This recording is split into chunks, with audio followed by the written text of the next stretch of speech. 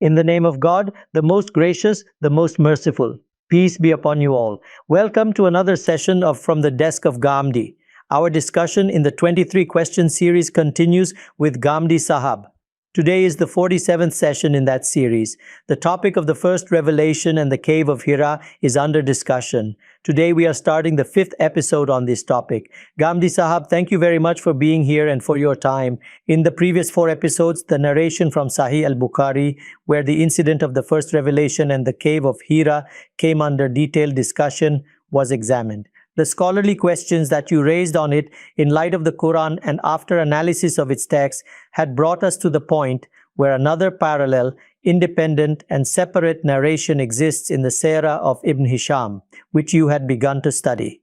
I wish that without any prefatory remarks, we connect to that very point, reiterating the facts that have already been elucidated by that narration from the Sirah of Ibn Hisham, and then see what more it holds in store for us. Till now, the facts that have emerged from this narration, if you observe, are basically 3 in number. The first point we learned was that the narration of Al-Zuhri, as it appears in Sahih al-Bukhari and Sahih Muslim, was not accepted at all by Ibn Hisham. It is an important narration. It is well known. Generally, the hadith scholars have considered it authentic. Among us too, it is hugely popular. But as for this author of the Sirah, when is he writing? Long before Imam Bukhari does not accept this narration. My contention was that it was not that he was unaware of this narration. In fact, part of it has been included in his introduction. Therefore, I read that part to you and explain the points made there, the same ones we had read with the same authentication in Bukhari. What has been narrated there? It is narrated that the Prophet, peace be upon him, before prophethood, began having true dreams, truthful visions. This is the first point. These true visions affected him such that the Prophet began to like remaining aloof. Therefore, it became preferable for him to spend time in seclusion. Obviously, until this point, there is no scope for any objection. This is a purely natural tendency. The same point is described in that narration, and the same point has been taken by Ibn Hisham from that narration. I had said earlier, and I reiterate here, that there is no objection to this. Ibn Hisham has rightly adopted it. After this, I said that the second point clarified by this narration is that the narration in Bukhari and Muslim, actually from Ibn Shihab al-Zuhri, creates a difficulty in understanding the reason for going to the Cave of Hira. From that narration, the impression seems to be that this practice began shortly before prophethood, and that when he became inclined to seclusion, it was as if this tendency itself became the cause. That raises the question, was this for contemplation, for meditation, for striving toward nirvana, or for some mystical experience? What was the real reason for going to Hira? This narration makes it absolutely clear. We learn that since the Prophet, peace be upon him, was from Bani Ismail and the traditions of Abrahamic religion existed among them, practices such as Umrah, Hajj, Salah, or ritual prayer, and fasting were observed. Many such things, if someone wishes to know, can be found in my book Meezan or in Hujjatullah al-Baligha of Shah Waliullah. Many practices from the Abrahamic religion, which continue in our religion today, were observed by people even then. Even for the Prophet, peace be upon him, there is ample evidence that he observed these long-standing religious traditions. I have drawn your attention many times to narrations in Bukhari showing that before being appointed to prophethood, the Prophet performed Hajj exactly as we do now, without innovation. It is also certain that the Abrahamic religion was a tradition of Tawhid, or oneness of God, the Millah or way of Hanifiyah, with no scope for shirk. Thus, the Prophet was never inclined towards such things. From this narration, we know that what took place in the Cave of Hira was Itikaf, or spiritual retreat. The same Itikaf the Prophet later continued every Ramadan, which remains a part of our religion and a recognized act of worship today. The same Itikaf many people still observe each Ramadan. For this Itikaf, the Prophet, peace be upon him, and his family members would go to Hira or to another suitable place.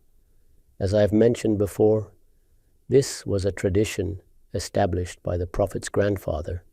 It is clear this was not some 40-day secluded meditation, but rather the same devotional acts we perform in Itikaf, dua or supplication to God, reflection and worship.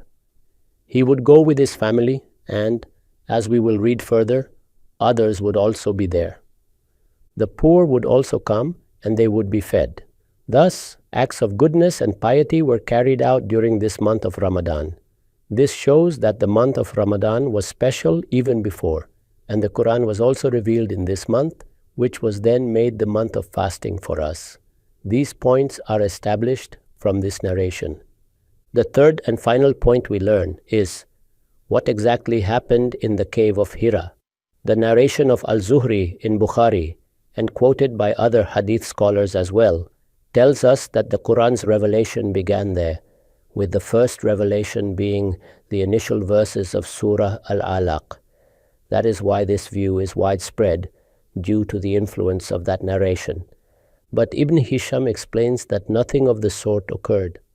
The true vision, the true dreams, were already being shown to the Prophet, peace be upon him, before prophethood. This was the last of those dreams. The Prophet himself said so. Obviously, all the earlier questions dissolve. And this is not merely your own inference that it was a dream. I will clarify now. It was indeed a dream, a ruya shown to him. There was no beginning of revelation in a wakeful state here. No meeting with Gabriel in the conscious manner described in the Quran. The Prophet had not yet been designated as a prophet, nor informed of such a status. When did that happen? We will learn from this narration as we proceed.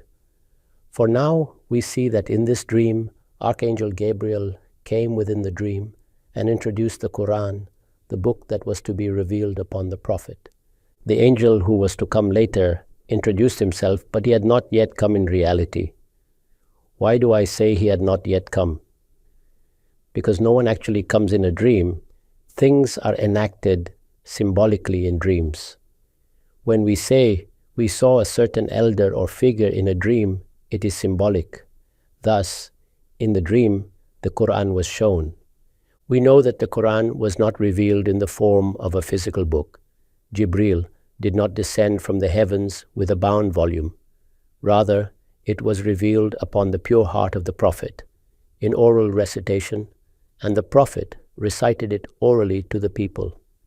Here, a book was shown, perhaps the whole surah, perhaps just part of it, wrapped in a silken cover. That part was the opening of Surah Al-Alaq. Qra' bismi rabbika الذي خلق الإنسان من علق اقرأ وربك الأكرم الذي علم بالقلم علم الإنسان ما لم يعلم. This was an introduction, a symbolic beginning. Why are the true visions shown? So that Muhammad, peace be upon him, becomes prepared for prophethood. Mentally, he becomes focused. Let there be some introduction. Gabriel embraced so that a familiarity could be developed between them. All this were clarified fully in this narration. And along with it, the fact became completely evident that in fact it was neither the first revelation nor the beginning of the revelation of the Quran. It was a ruya or vision. You had asked whether I have derived this as an inference. I have read to you before and will read this last sentence again. This narration had started from the point that the Prophet had said, I was asleep. And its end is at the point, the end of this part, فَقَرَأْتُهَا. When Gabriel was reading it, I repeated the same. ثُمَّ انتهى. Then on reaching this point, he became quiet. فَانْصَرَفَ عَنِّي. And then he left me and departed. It is a dream. How was it a dream? فَانْبَعَثْتُ مِنْ نَوْمِي. And after that, I woke up. These words are in the narration? These are the words of the narration. فَانْبَعَثْتُ مِنْ نَوْمِي. I have read this to you even before. فَكَأَنَّمَا كُتِبَتْ فِي قَلْبِي كِتَابًا. I felt that whatever he had read is inscribed in my heart. That writing had become embossed upon my heart. This is a true vision, a dream which was first seen. Now you see what happens. What does this narration tell us further? Now I am reading it. Qal fakhrajt, the dream was seen. And after the dream, as per this narration, The Prophet, peace be upon him, says, I have drawn your attention that this is not a marfu narration or directly traced to the Prophet. Neither is it quoted by any Sahabi or companion of the Prophet. This is actually a narration of a tabi'i or successor to the companions. There isn't any doubt about it. I am just presenting its content in comparison to show what questions arose there and what arise here. And this narration wasn't just lying somewhere which I have picked up. This narration has been quoted by the pioneering author of the Sirah or prophetic biography among us. And he hasn't quoted that other one. That hasn't been accepted by him. And he is aware of it as well? It is not an ordinary matter. He is very much aware of it, as I have said. So according to this narration, the Prophet, peace be upon him, states, فَخَرَجْتُ, after seeing this dream when I woke up, I came outside, حَتَّى إِذَا كُنْتَ فِي وَسَطٍ مِنَ الْجَبَلِ. When did he come out? In ordinary situations, we can speculate. When he awoke in the morning, he went out at that time. When he woke up, so he went out. فَخَرَجْتُ حَتَّى إِذَا كُنْتُ فِي وَسَطٍ مِنَ الْجَبَلِ, till the point when he reached the middle of that mountain. Those people who have gone there are aware of the fact that this is about 2.5 hours journey. If you wish to reach the cave from the foot of the mountain, it takes a considerable time. And this point has been explained earlier also, that even from Haram or sacred mosque, it is about 4 to 5 kilometers or 2 to 2.5 miles away. فَخَرَجْتُ حَتَّى إِذَا كُنْتُ فِي وَسَطٍ مِنَ الْجَبَلِ. I came out and reached the middle of the mountain. In the middle of the mountain now, this is an open space. There isn't any cave. The Prophet, peace be upon him, isn't sleeping. He has come out after gaining consciousness from sleep. When I came out, سَمِعْتُ صَوْتًا مِنَ السَّمَاءِ. At that time I heard a voice from the sky. What happened at that time? The narration about the revelation of the Quran, about the meeting with Gabriel, which is this narration of Ibn Hisham, has made this point completely clear, that it was a ruya or vision, a dream. It was similar to several visions previous to it. And after that, when he came out, he said, سَمِعْتُ صَوْتًا مِنَ السَّمَاءِ. I heard a voice from the sky, يَقُولُ يَا مُحَمَّدُ أَنْتَ رَسُولُ اللَّهِ وَأَنَا جِبْرِيلُ. Now you see, when I was discussing Moses, peace be upon him, I had said that prophethood comes in this manner. Regarding it, some people start thinking that I am saying that it should be exactly in this manner. What I'm trying to say is that something similar to this should have been there. When someone is appointed a prophet, then who is the one to do it? Who will inform? If God Almighty gives it directly, then God Almighty will introduce himself. If Gabriel comes, then Gabriel should introduce himself.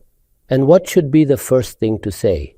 That, or something similar to that which Prophet Moses, peace be upon him, was told, that I have chosen you. You are aware that all such expressions like appointing or choosing are used for the appointment of prophethood in the idiom of the Quran.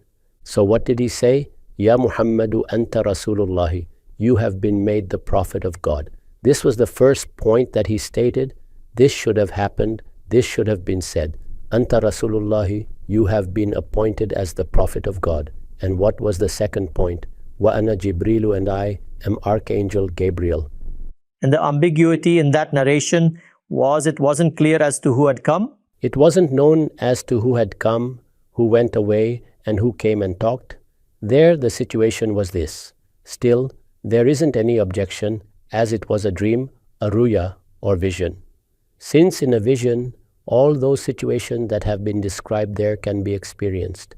In a vision, someone embraced me, or I saw a book, or I was instructed to read something. All this may take place. The prophethood did not initiate from there. This is the starting of the nubuwah, or prophethood. Ya Muhammad, anta Rasulullahi, O Muhammad.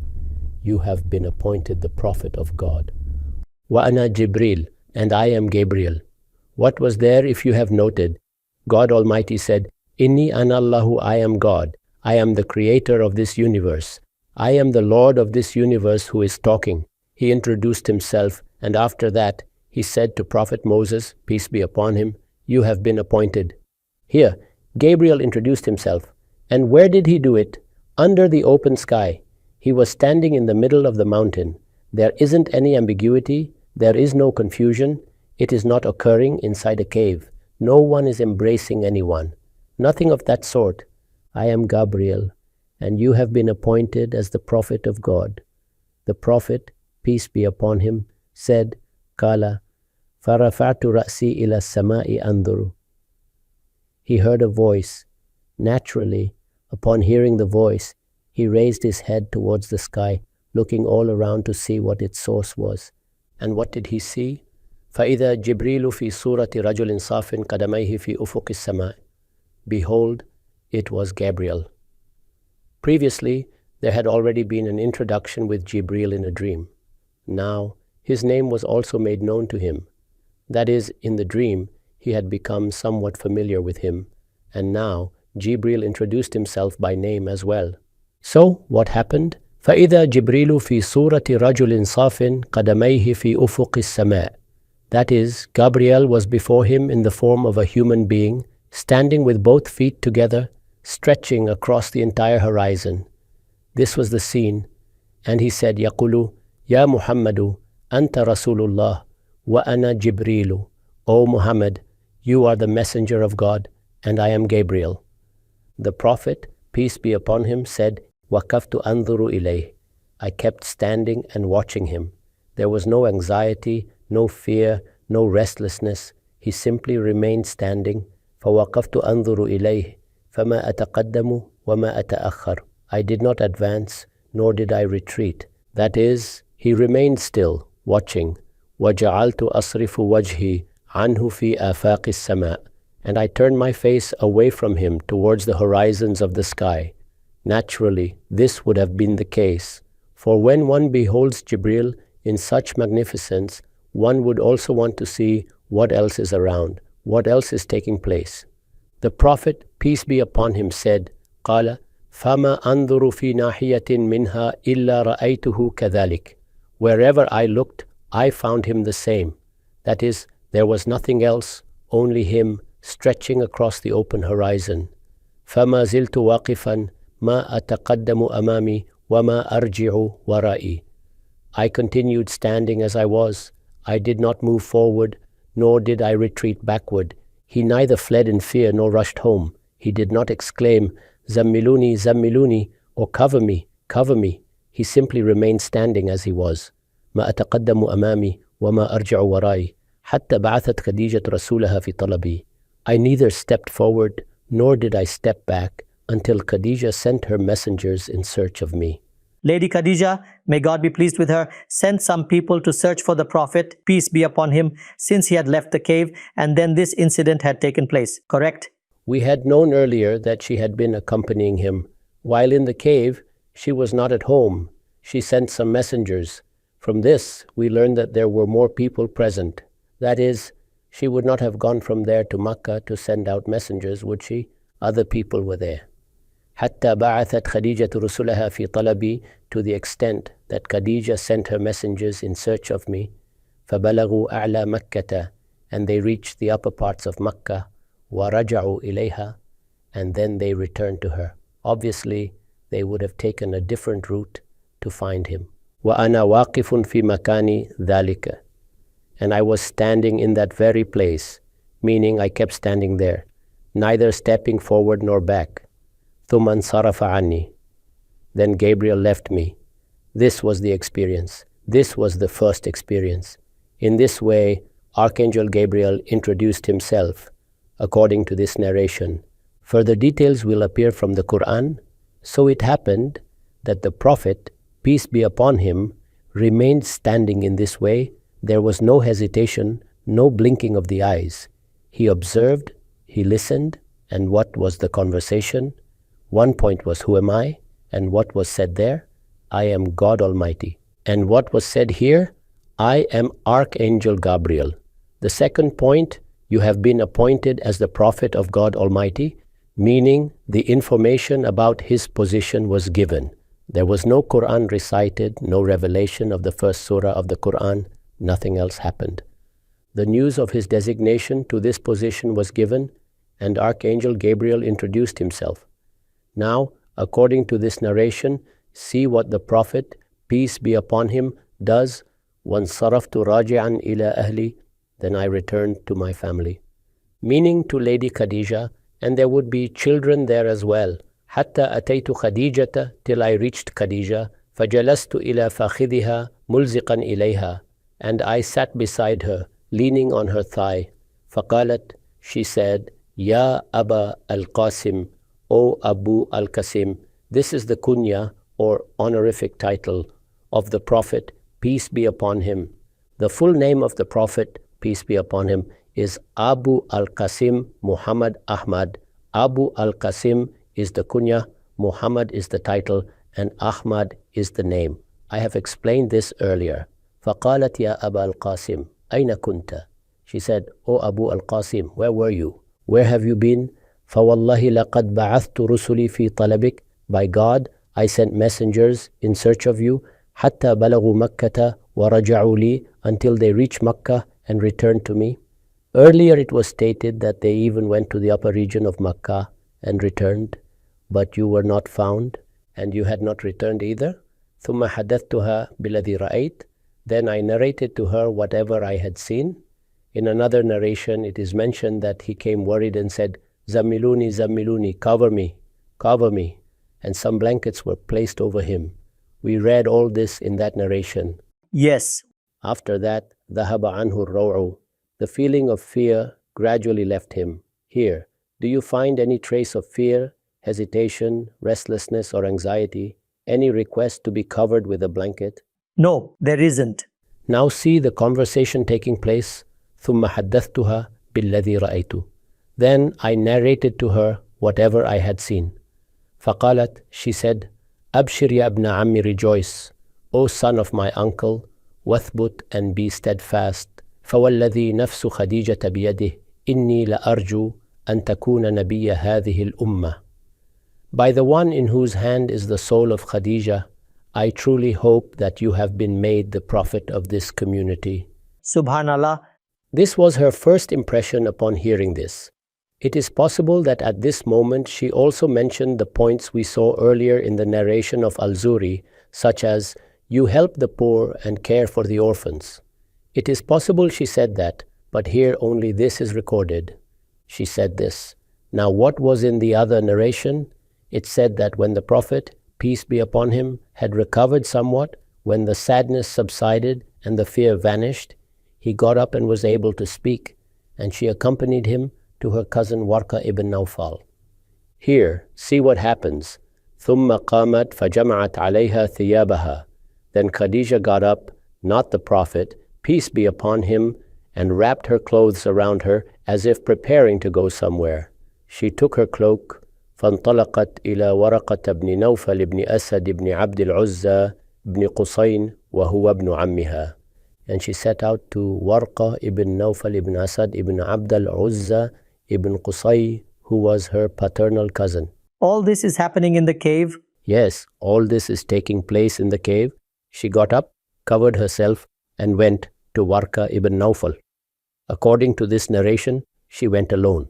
She did not accompany the Prophet, peace be upon him. He is described here, وَكَانَ وَرَقَةُ قَدْ تَنَصَّرَ, and Waraqa had become a Christian. Most of the polytheists of Arabia followed the religion of Hanifiya, or pure monotheism, with some innovations of idolatry. However, he had embraced Christianity, وَقَرَأَ الْكُتُبَ, and he used to read the scriptures, وَسَمِعَ مِنْ أَهْلِ التَّوْرَاةِ وَالْإِنْجِيلِ, and he had heard from the people of the Torah and the Gospel, and he was familiar with whatever scriptures existed in those times, whether among Jews or Christians. فأخبرته بما أخبرها به رسول الله صلى الله عليه وسلم أنه رأى وسمع. She informed him of what the Messenger of God, peace be upon him, had told her, that he had seen and heard. Whether she went out of concern or to investigate from her cousin, there is no objection. Although she had shown complete trust in her husband, it is no small thing to say you are being made a messenger as a normal human reaction, she might have gone to confirm. Or to inform. Or to inform. There is no objection either way. The Prophet, peace be upon him, did not go. He had no fear at all. In this narration, there is no trace of such a thing. So she went, فَأَخْبَرَتْهُ بِمَا أَخْبَرَهَا بِهِ رَسُولُ اللَّهِ صَلَّى اللَّهُ عَلَيْهِ وَسَلَّمَ, and she told him what the Messenger of God, peace be upon him, had told her. فقال ورقة بن نوفل قدوس قدوس والذي نفس ورقة بيده لئن كنت صدقتني يا خديجة لقد جاءه الناموس الأكبر الذي كان يأتي موسى. Warqa ibn Nawfal said, Qudus, Qudus.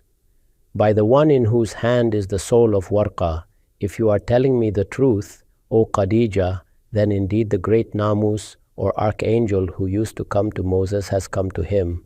Namus al-Akbar is another title for Archangel Gabriel, like Ruh al-Amin and Ruh al-Qudus. وَإِنَّهُ لَنَبِيُّ هَذِهِ الْأُمَّةِ. Surely he is the prophet of this ummah or community of believers. By this ummah, he meant Bani Ismail. He is the very prophet foretold in earlier scriptures. فَقُولِي لَهُ فَلْيَثْبُتْ. Go and tell him to remain steadfast. فَرَجَعَتْ خَدِيجَةُ إِلَى رَسُولِ اللَّهِ صَلَّى اللَّهُ عَلَيْهِ وَسَلَّمَ. Then Khadijah returned to the Messenger of God, peace be upon him, فَأَخْبَرَتْهُ بِقَوْلِ وَرَقَةَ بْنِ نَوْفَلٍ. And she told him Warqa ibn Nawfal's statement. Right? She narrated the entire story. فَأَخْبَرَتْهُ بِقَوْلِ وَرَقَةَ بْنِ نَوْفَلٍ. This whole narration of Warqa ibn Nawfal was conveyed to the Prophet, peace be upon him. فَلَمَّا قَضَى رَسُولُ اللَّهِ صَلَّى اللَّهُ عَلَيْهِ وَسَلَّمَ جِوَارَهُ. Then, after the Prophet, peace be upon him, had completed his itikaf or spiritual retreat. Meaning Lady Khadijah, may God be pleased with her, had returned from the cave of Hira. He, peace be upon him, was still there, correct? That is, I have said before that he had gone there with his family. There he saw the dream. From there he came out and reached the middle of the mountain. It was there that the first meeting with Gabriel took place. There the news was given that he had been appointed as the prophet of God Almighty. All of this took place there. Lady Khadijah went from there to Warqa ibn Nawfal. Obviously, she must have gone to Makkah and then returned to that same place. The Prophet, peace be upon him, was still in Itikaf. He did not end his Itikaf just because of this incident. Rather, the narration tells us that the Prophet, peace be upon him, completed his Itikaf. فَلَمَّا قَضَى رَسُولُ اللَّهِ صَلَّى اللَّهُ عَلَيْهِ وَسَلَّمَ جِوَارَهُ. When the Prophet, peace be upon him, had completed his Itikaf, whether 2 or 3 days remained, meaning this incident took place on the 21st of Ramadan or the 23rd of Ramadan, or at some other time, even after it, there was no anxiety, restlessness, or distress. It was not that he packed up and returned in a state of agitation. Nothing of the sort happened. The Prophet, peace be upon him, completed the Itikaf, and upon completing it, he returned. فَلَمَّا قَضَى رَسُولُ اللَّهِ صَلَّى اللَّهُ عَلَيْهِ وَسَلَّمَ جِوَارَهُ وَانْصَرَفَ. When the Prophet, peace be upon him, had completed his Itikaf and then returned, and you might be thinking he would go straight to Warqa ibn Nawfal. No, when he returned, صَنَعَ كَمَا كَانَ يَصْنَعُ. He did what he used to do before. He would go to the haram or the sacred mosque. What did he used to do? We have read earlier that the Prophet, peace be upon him, would go straight to the Kaaba and perform tawaf or circumambulation there, and before entering his home, he would perform the tawaf. Only then would he go to his house. Meaning the itikaf he had done for the Lord of the Kaaba, accordingly he returned to him. Yes, he would return towards him. This was the procedure. We have seen this earlier. It was his usual routine. And so the same happened here. وَانْصَرَفَ صَنَعَ كَمَا كَانَ يَصْنَعُ. He did as he used to do before. بَدَأَ بِالْكَعْبَةِ فَطَافَ بِهَا. He began with the Kaaba and performed tawaf. فَلَقِيَهُ وَرَقَةُ بْنُ نَوْفَلٍ وَهُوَ يَطُوفُ بِالْكَعْبَةِ. And there he met Warqa ibn Nawfal while he was performing tawaf of the Kaaba. And obviously this meeting would have been by chance. Yes, it happened by chance.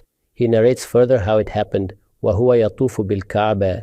It so happened that he too had come to perform tawaf of the Kaaba and was doing so. Meaning, it was not that the Prophet, peace be upon him, had gone to his house to meet him or had called him. The Prophet, peace be upon him, returned and as per his usual routine after Itikaf, went to the Kaaba, performed tawaf, which was his usual habit, and Warqa ibn Nawfal also happened to be there. The meeting took place there. فَقَالَ يَا ابْنَ أَخِي أَخْبِرْنِي بِمَا رَأَيْتَ وَسَمِعْتَ. He said, O my nephew, tell me what you saw and heard. Before this, he had heard the incident from Lady Khadijah. So now he asked the Prophet, peace be upon him, to recount it in his own words. فَأَخْبَرَهُ رَسُولُ اللَّهِ صَلَّى اللَّهُ عَلَيْهِ وَسَلَّمَ, the Prophet, peace be upon him, then narrated the entire incident to him. Here too, there is no mention of any dream. Rather, the meeting was described, how he saw Archangel Gabriel the trustworthy, how he gave the glad tidings, how he said he had been appointed as the prophet of God Almighty, and how he introduced himself. In the narration of Bukhari, it seemed as though he was going for affirmation. That was a completely different scenario. That is, the Prophet, peace be upon him, had returned after being appointed as the Prophet, and he was shivering upon his return. He came back trembling and shaking, saying, "Zamiluni, Zamiluni," or "Cover me, cover me." After that, as I mentioned earlier, his state of fear subsided, and then Lady Khadijah took him along, since she was familiar with the divine scriptures and had some knowledge of the history of divine revelation as well. He used to hear existing narrations from other people too, narrations among the Jews and the Christians, so he would be able to offer some comfort. That was the picture that emerged in that account.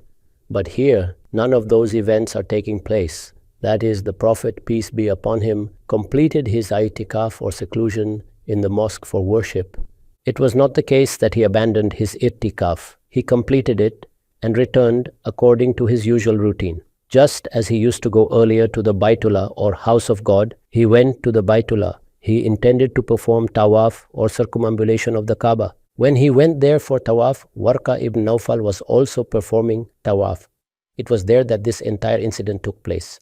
After that, what happened? فَأَخْبَرَهُ رَسُولُ اللَّهِ صَلَّى اللَّهُ عَلَيْهِ وَسَلَّمَ, the Messenger of God, peace be upon him, informed him of the whole matter. فَقَالَ لَهُ وَرَقَةُ, upon hearing this, Waraqa said, وَالَّذِي نَفْسِي بِيَدِهِ إِنَّكَ لَنَبِيُّ هَذِهِ الْأُمَّةِ, by the one in whose hand is my soul, indeed, you are the Prophet for this ummah or nation. Subhanallah. Here, ummah or nation refers, as I mentioned before, to Bani Ismail. وَلَقَدْ جَاءَكَ النَّامُسُ الْأَكْبَرُ, indeed, the same Namus al-Akbar or Archangel of Revelation has come to you. That is, the same Ruah al-Qudus or Holy Spirit, the same Archangel Gabriel who came to Moses, peace be upon him. After this, he said, surely you will be denied, undoubtedly you will be tormented, there is no doubt that you will be driven out from your community, these people will fight against you, they will wage war against you, وَلَئِنْ أَنَا أَدْرَكْتُ ذَلِكَ الْيَوْمَ, and if I live to see that day, that is, when you are rejected, when people harass you in this manner, and when they try to expel you from here, if I am alive on such a day, لَأَنْصُرَنَّ اللَّهَ نَصْرًا يَعْلَمُهُ, I will surely help the religion of God with such help as my Lord knows. This means with whatever good deeds my Lord will enable me, and with whatever blessings I will have, I will assist as much as I can. ثُمَّ أَدْنَ رَأْسَهُ, then, with great affection, as elders generally do, he brought the head of the Prophet, peace be upon him, towards himself. فَقَبَّلَ يَفُخَهُ, and he kissed him on the crown of his head with love and tenderness. ثُمَّ انصَرَفَ رَسُولُ اللَّهِ صَلَّى اللَّهُ عَلَيْهِ وَسَلَّمَ إِلَى مَنْزِلِهِ, after which the Messenger of God, peace be upon him, returned home. This narration ends here. Now, just see and compare the vast difference between this narration and the earlier one. What did we see in the earlier account? The Prophet, peace be upon him, returned shaking, shivering, and in great anxiety. He told Lady Khadijah to cover him with a blanket. After the fear subsided, Lady Khadijah accompanied him to Waraqa ibn Nawfal, who offered him comfort. After that, we heard that heart-rending account that whenever there was an interval in divine revelation, the Prophet, peace be upon him, would attempt to throw himself from a mountain or hilltop until Archangel Gabriel would appear and console him, and that these suicide attempts occurred multiple times. That was the situation in that version. Now, just see here as well, and also observe where this narration has been stated. This narration has been described within that very family. It has been narrated within the same family of Zubair. That same Abdullah ibn al-Zubair, the brother of Urwa ibn al-Zubair. I have already mentioned that both are the sons of Lady Asma, may God be pleased with her. Who has narrated this narration? From Al-Zuhri, it was narrated by Urwah ibn al-Zubayr. Where was this narration stated? On whose request was it narrated? Who had desired for it to be narrated? It was Abdullah ibn al-Zubayr, his brother. The family is the same. Also, it has already been mentioned earlier that he is the son of Lady Asma. May God be pleased with her, meaning, who is the mother? She is the elder sister of Lady Aisha. May God be pleased with her. We know the fact that she too had brought Iman, or faith, in the Prophet, peace be upon him, many years back. If we consider her age, then she must be fully aware of this incident. I am not asking here why he did not hear this incident from his own mother. Very well, he hears it from a tabi'i, or successor to a companion.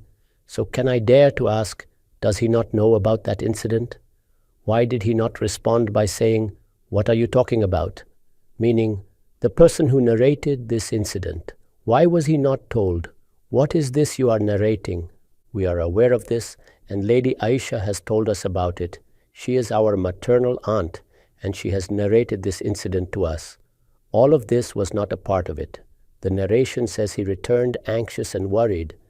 Not that when the Itikaf, or spiritual retreat, was over, they met in the Kaaba. Rather, she took him there for the meeting, meaning both incidents are radically different. The contradiction is huge. So, if this incident was in their knowledge, then why did they not say, "What is this you are narrating?" A very significant question. This is indeed an important question. We will compare, will we not? If God Almighty has granted us some knowledge and intellect, then a person will naturally ask, "You are sitting within my family and narrating an incident, while in the same family, a completely different narration is well known and continues to be narrated. Let us assume for a moment, what then? How will they be reconciled? Or is there any possible way that both these narrations could be made compatible? No. Meaning, can the two be brought together? Could one say, the Prophet, peace be upon him, did not go, and only Lady Khadijah went alone, and in another place it is narrated that she accompanied the Prophet, peace be upon him too? In one place, it is said that upon his return, he did not express any anxiety and spoke in a certain way. In another place, it is said that he cried, "Zammiluni, Zammiluni, cover me, cover me." No compatibility is possible between them. That is one point. The second point is that Ibn Hisham did not accept one of them, and in that same family, the incident is being narrated from which the other narration reached us, and nobody is refuting it. Subhanallah. Abdullah ibn al-Zubayr is not refuting it. He should have stopped him. Since the narrator is a tabi'i, he should have stopped him. He should have contradicted him and said, "My aunt Lady Aisha narrated to us a completely different incident. Why are you presenting a different version? You have contradicted every single point." So it is my humble scholarly request that not a single objection applies to this narration, which we presented in the previous discussion. This is a clear narration. It presents an entirely correct picture, one that is worthy of the dignity and majesty of a prophet. There is not the slightest doubt when we read it, whether this narration is correct or incorrect, and whether that other narration is correct or incorrect. Let us for a moment set that question aside. If both are present before us, which should we choose? Or will that other narration be chosen merely because it ends on a female companion, while this one ends on a tabi'i? Then the question is, whether it ends on a female companion or a tabi'i, who is actually narrating to us in the end? Neither the female companion herself is narrating to us, nor the tabi'i himself. Later narrators are reporting it. That other narration is conveyed to us by Ibn Shihab al-Zuhri, and this one is conveyed by Wahab ibn Kaysan. These are narrators, and it is they who are narrating. When two such contradictory points come to us, then which one is in accordance with the Quran? Which narration conforms to the principles of knowledge and intellect? Which is the one where no questions arise?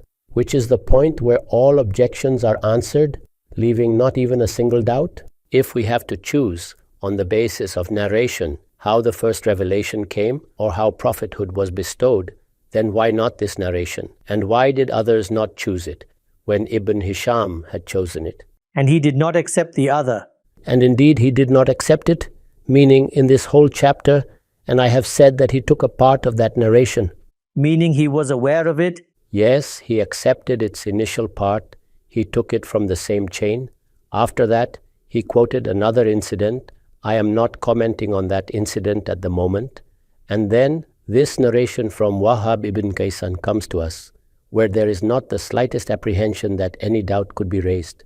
It is such a clear and distinct situation. Without commenting further, I will present both narrations to you and request you to compare them for yourself. Any scholar can compare them. Any scholar can conduct a comparative study of the two. If the decision is to be made on the basis of the Quran, then there remains no doubt. If the comparison is to be made between narrations, then note two different narratives are emanating from the same family of Lady Asma, may God be pleased with her, the same al-Zubayr, the same household of our master Zubair, may God be pleased with him. In one case, one brother is narrating. In the other case, in front of the other brother, it is being narrated, and he affirms it, he asks about it, he engages with it. And Ibn Hisham, the pioneering author of the Sirah of the Prophet, peace be upon him, selects this incident. So, I have presented the facts to you. I have explained them. Now it is your decision as to which point is acceptable and which is not, and whether, despite this narration, it should still be insisted that since that other narration has been accepted by Al-Bukhari, Muslim, or other hadith scholars or hadith experts, we will only accept that. Ghamidi Sahab, this is an earth-shaking situation that has arisen from the narration in Sirah ibn Hisham. You read it in great detail in 2 episodes. I would say that a completely different perspective has emerged compared to the narration of Al-Bukhari for us to reflect upon and ponder over. The audience will surely require some time. You have opened up a new angle and a new avenue. This narration in the Sirah of Ibn Hisham, and prior to this, the scholarly questions you raised on the narration of Al-Bukhari and their comparison, the analysis of the chains, the questions arising in your mind in the light of the Quran, all of this we have discussed in detail. However, there remain some questions for you to answer. And among them, the first question is, if the incident of Surah Al-Alaq happened in a dream, as mentioned in the Sirah of Ibn Hisham, then which was the first revelation, and when, where, and how was it revealed? What was its content? Insha'Allah, we shall make this the topic of discussion in the next episode. We have exhausted our time here. Thank you very much for your time until now. Thank you very much.